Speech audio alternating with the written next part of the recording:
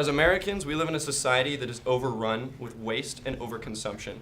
We're caught in a cycle of buy, dispose, and repeat. This is not only harming our planet's natural resources, but it's fostering in us an unhealthy mindset.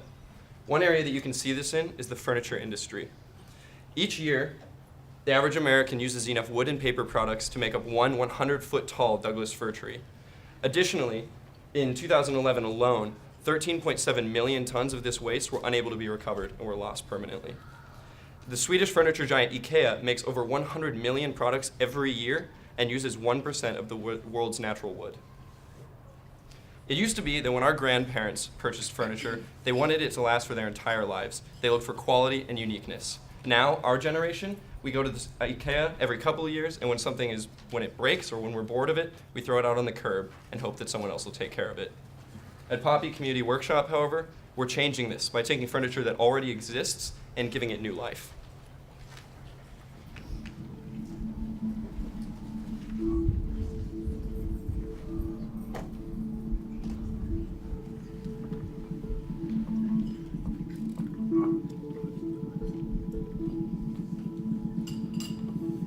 You can feel there's a kind of a movement of working with recycled things or old objects. It's maybe because of our time. If you're in a desert, you work with what you find, what surrounds you. I don't know, even with this simplicity. Right now we are overloaded with tons of material. It's just the reality. We are in a point that there is so much stuff produced that there's a lot of material. You just need to do something with that. Sometimes it's just about finding solutions for the materials you have. We are building furniture, maybe in the same way they used to do it before, more handmade, not so about the industry thing. It's this handmade thing. It makes kind of interesting all this.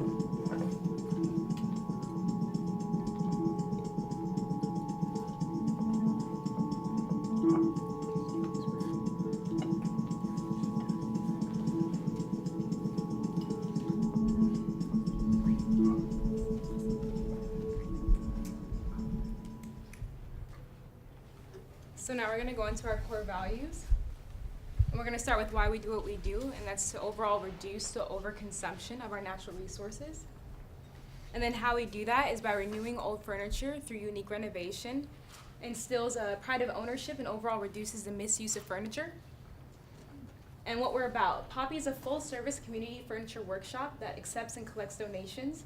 We're a team of friendly, helpful, and knowledgeable trained professionals to assist in transformation.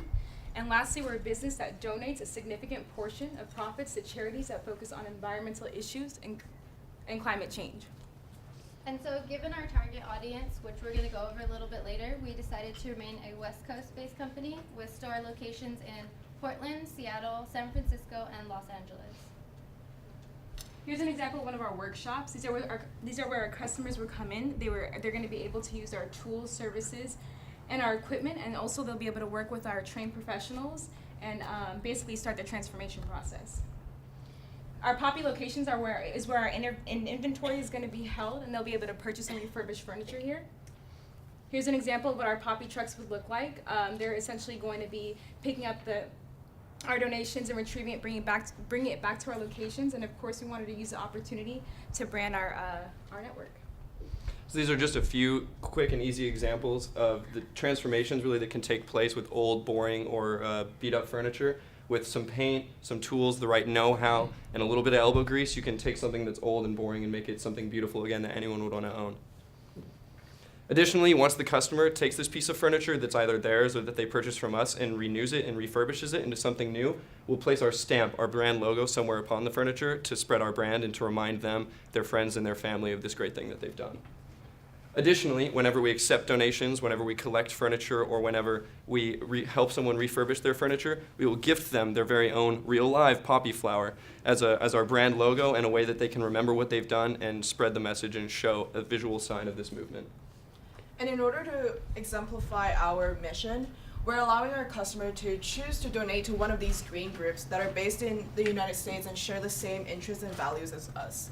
And this way, we're leading our customers to actively engage in to making a difference in our environment, and also monetarily participate in to making a difference and in this great cause. So now I'm going to take you through our target audience. This is made up of 4 key segments, which include the American Dreams, Bohemian Mix, Young Digerati, and the Urban Achievers. The similarities among these 4 segments are that they're made up of the Urban Uptown Social Group, which contains some of the wealthiest consumers who have mid-scale to upscale habits, and they tend to frequent the arts and shop more specifically at retailers such as Whole Foods, Tom's Shoes, and Patagonia, and they live young, hip lifestyles.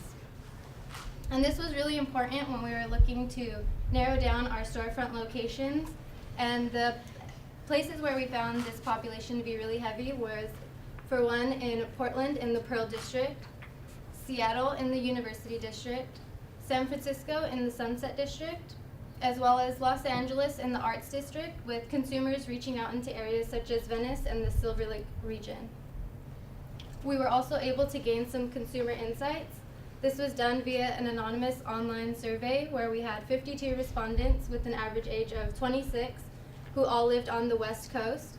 Here we have some of the common phrases that came up when they were asked what they enjoyed about DIY. But although we gained a great deal of information, what we really took away were 4 key insights. The first one being that 70% of respondents enjoy DIY, with the emphasis of enjoyment being on gaining a new skill as well as being able to work on their own time. Second, 92% of respondents used Pinterest for their inspiration. Third, when they were asked what were the most important features when looking to purchase new furniture, in order they stated quality, product uniqueness, price, as well as accessibility. And fourth, we learned that they were willing to pay up to $300 for such a product. And so narrowing down these insights even further, we conducted one-on-one interviews with people who we felt perfectly matched our target audience. They felt that the economic aspect that we decided to focus on was key, and they liked that we were channeling waste. They also agreed that there was a market for such a business, and they felt people would share enthusiasm. And more importantly, they believed in Poppy's value proposition. And now I'll guide you through how Poppy wants to differentiate itself from existing retailers. Firstly, most products in the market right now that have a unique style range in the higher price scale. But why would people want to spend so much money on something that just speaks a little bit about their personal character? So what Poppy wants to do is provide its customer an experience to remodel their furniture in their own way, in their own needs, and also at an affordable price that is assisted under the experts in makeovers and repairing. And also, it is very rare for companies that strips our environment of the natural resources to repay for the damage they did on the environment. So what we do is provide the best of both worlds for our customers that value style and environment, for them to have a space to recreate their furniture in their own style, and also to have them actively engage into the greater cause.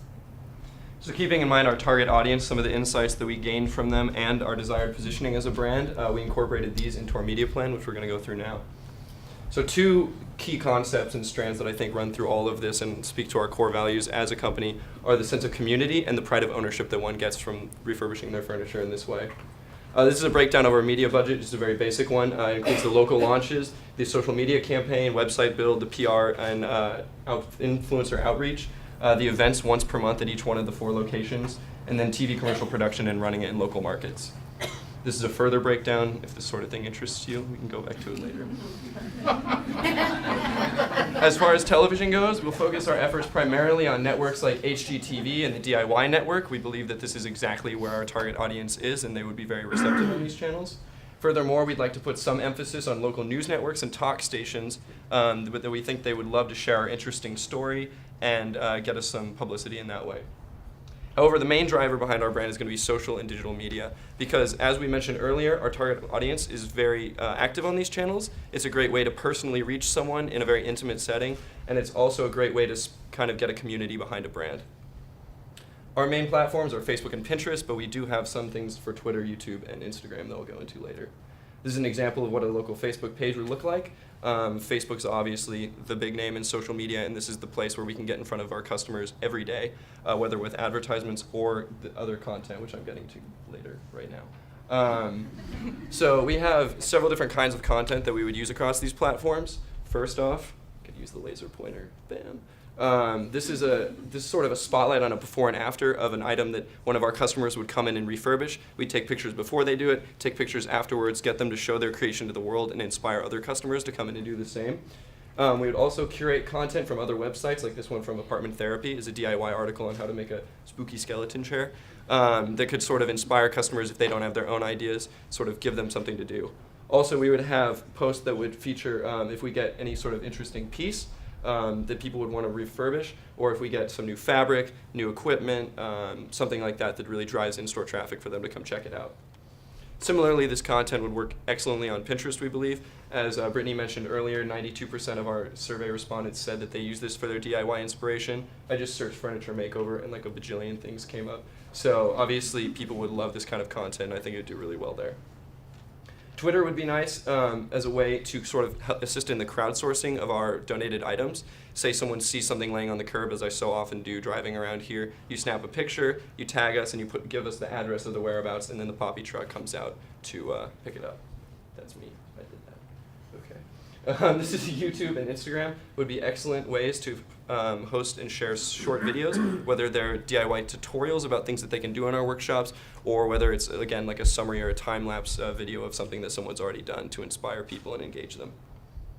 Furthermore, there are tons of blogs online for DIY stuff. These are just a couple, and I believe that these bloggers would really love our message, and our brand would resonate with them, and they have a very active, engaged audience that they would be willing to share our story with if we reached out to them in the appropriate fashion. As far as promotion goes, this is mainly grassroots things. We're focused around the workshops themselves. Every month we'd have sort of a block party or a street festival sort of thing, whether it's for a holiday or just for like a 1-year anniversary of the shop or just for the heck of it. We would have music, food, we'd have artisans and craftspeople from the community to come out, and this would be a great way to drive social media traffic from our users as well, because they want to share the great time they're having at our workshops. Going on to our business model, Poppy Community Workshop is a nonprofit organization and has its revenue from 2 sources. One is service from our community workshop service, and as well as the products that is basically from the inventory that we're selling. And just to clarify, we are the Poppy Community Workshop intake like an hourly fee for whoever that comes in to remodel their furnitures. And so our inventory is actually curbside collections or donations, so there's actually a 0 cost to our inventory. However, we are donating half of our proceeds to the green groups that we just mentioned earlier, and that's hence the cost of goods sold. And also, we're estimating to have a deficit in the first year. However, with our marketing efforts and our branding, we are aiming to have profits in the next 2 years, which will then cover the deficit in the first year, as well as to generate surplus that will result in future expansions. So our key performance indicators are going to be used to track our growth and development in our specific market. And then these metrics will be used to track our financial progress in our industry. And attitudinal and behavioral metrics will be used to track our web server status. And then this is kind of a pyramid to show how our metrics kind of compound on each other, and we ultimately are trying to reach donations to charities. So in summary, what you see before you is much more than just a humble poppy flower. It is our name, it's our brand, our trademark, and a visual reminder of this movement that we're trying to start. It's the idea and the mindset that we don't have to overconsume, we don't have to waste our planet's natural resources to bring beauty and change into the world. Thank you. I have a question. Yes, sir. It's a great idea, and there's this huge market for do-it-yourselfers. I get that. But I do want to quarrel with one comment, and that is that the cost of your inventory is zero. Your cost of your inventory is going to be going and picking up all that stuff. Yeah. And so you're going to have to account for how you get it in, and that will be a non-trivial cost. Okay, thank you. I agree. I love the Pinterest idea just because it seems to resonate with that kind of target audience. So I love that. I was struggling with me paying you $15 an hour so I can do the work. So I guess right now, why wouldn't I do this myself? And then my second question is, I don't actually have the skills to reupholster a chair. So what do you have to pay the person to tell me how to do it? I have answers for both of your questions. Okay, so obviously there are a lot of people who DIY and love to do those sorts of things, but there is a lot of overhead there, like buying a sander, buying paint, spending the time and learning how to do all these things. And we want to sort of take those barriers away so it's much easier for people to do that. So you don't have to have a giant table saw, you don't have to have all this equipment, you can just come in. And most of these projects would be done pretty quickly too, I think. Also, you don't pay anything extra for the help of the people. So if you've never used a sander before or something, they'll just come on over and help show you how to do the first couple of passes and send you right along your way. Or if you're scared of the big saws or don't know how paint guns work or things like that. So you don't pay any extra fee for that. They're just there to make sure that you don't screw up your stuff or hurt yourself also is another one. I'm sorry, I got one follow-up. Insurance. So you like a guy with a bandsaw. That's what they're there for. He's there to cut it for you. I love this idea. I think it's really great. I do have more questions along the lines of Eric, but I don't want to do that because you haven't factored in any costs for real estate, for all the band saws and power tool costs and trucks, and didn't that seems that along with what the professor Yeah, was we were saying. told to do media I budget. understand. The idea is about altruism here. But did you think about partnering with other like universities, like Otis, other art schools, Habitat for Humanity, where people would actually go and use these facilities to actually do something, to make a contribution while they're learning how to do something along those lines? That's an excellent idea, definitely. We hadn't considered that. Great idea.